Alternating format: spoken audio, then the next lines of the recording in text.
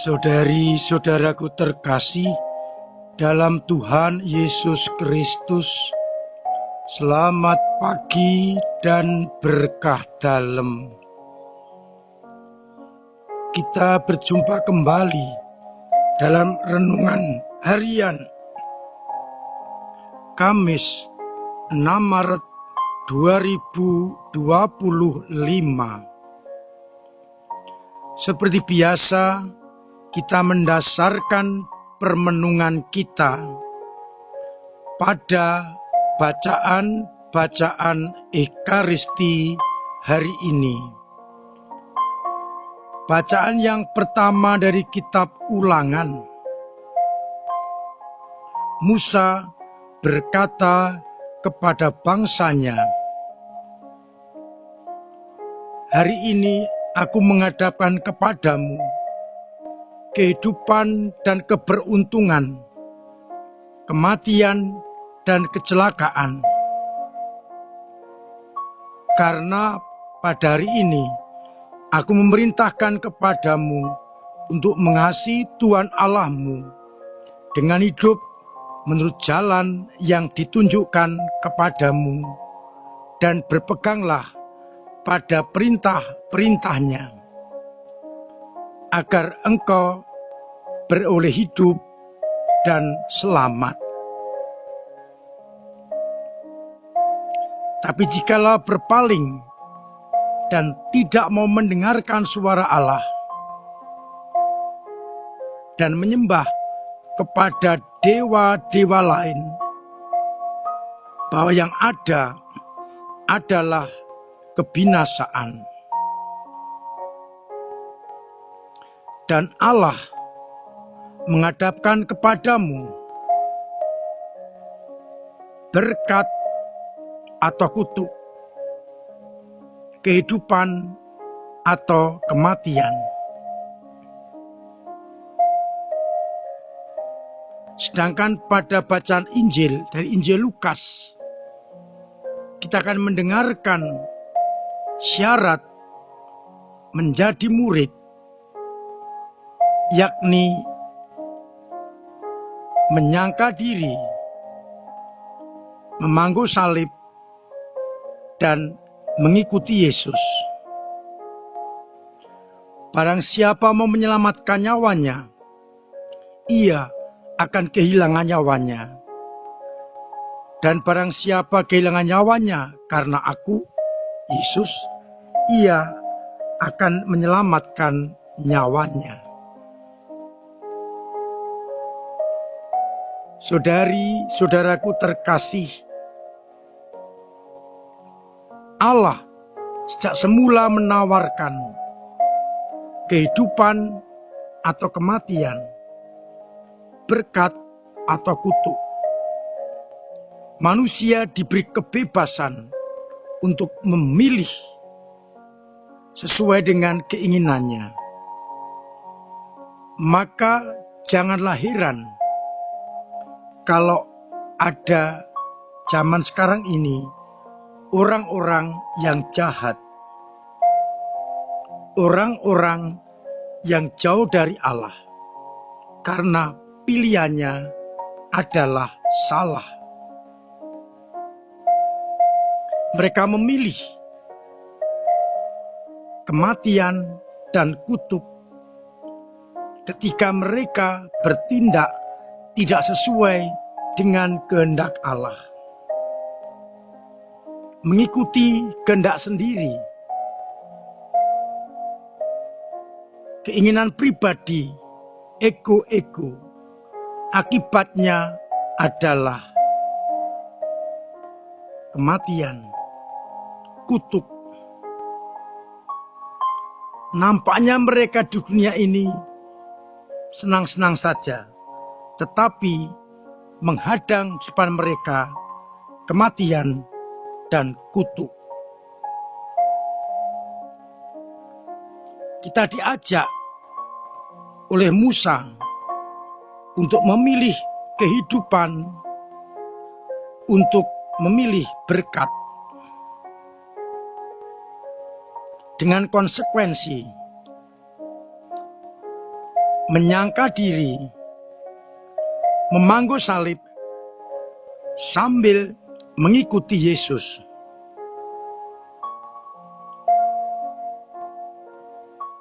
Maka pilihan kita ini harus kita sertai dengan konsekuensi sebagai murid Yesus Kristus.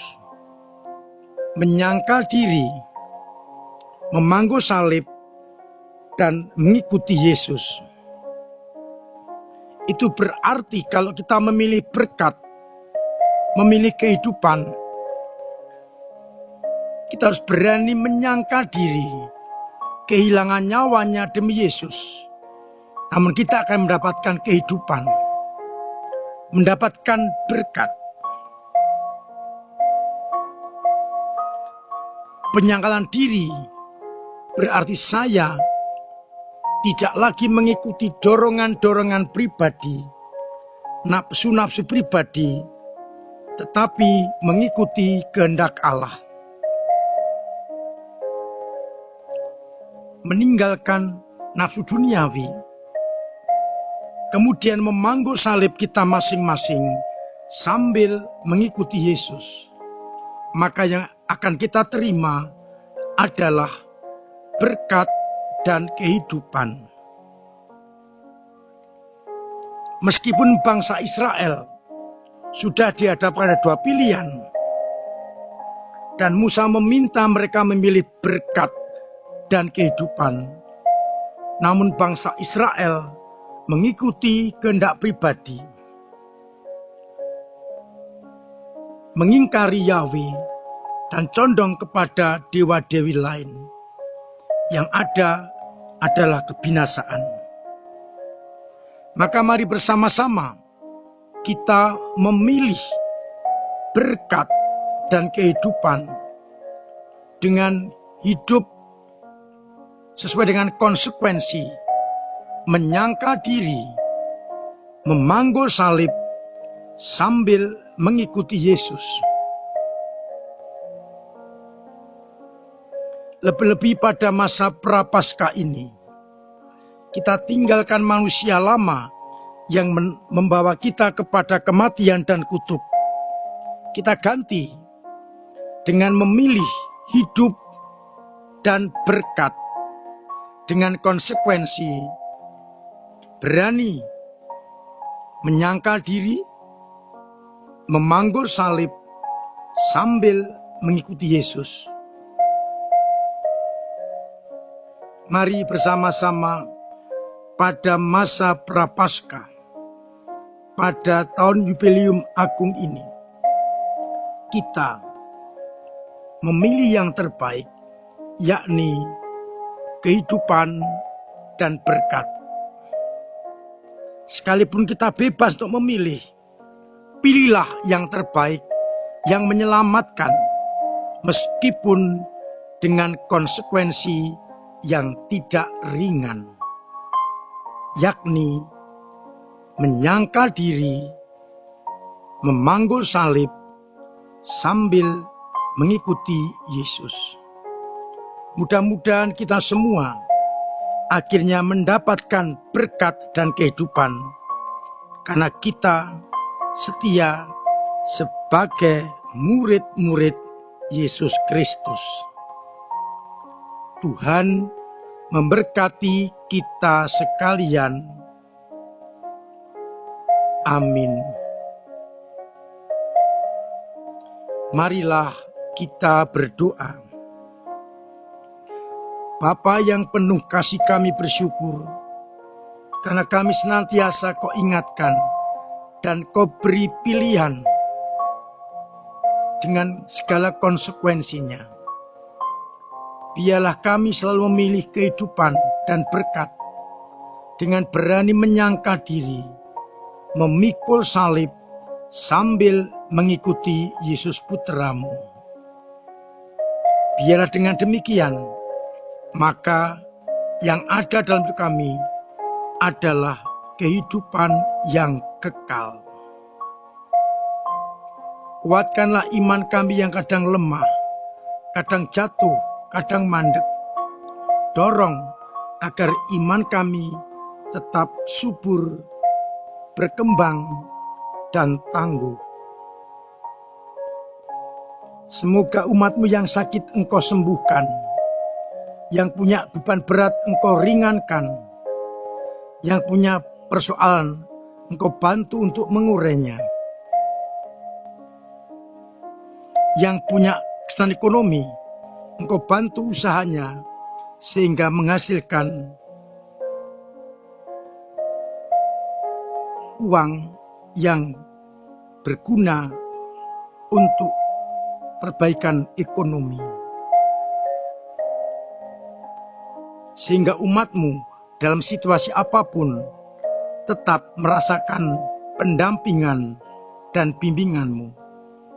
Untuk itu, sertai kami dengan berkat-Mu sendiri, Bapa dan Putra dan Roh Kudus. Amin. Saudara-saudaraku terkasih, tetap saya ingatkan agar kita terus memperjuangkan dan melaksanakan pola hidup sehat, tertib untuk melaksanakan protokol kesehatan, menjauhkan diri dari segala hal yang dapat menimbulkan penyakit. Bila kita sakit, akan menjadikan beban bagi orang lain. Tapi bila kita sehat, semua sehat. Oleh karena itu, mari kita usahakan bersama pola hidup sehat ini, agar akhirnya dunia menjadi sehat.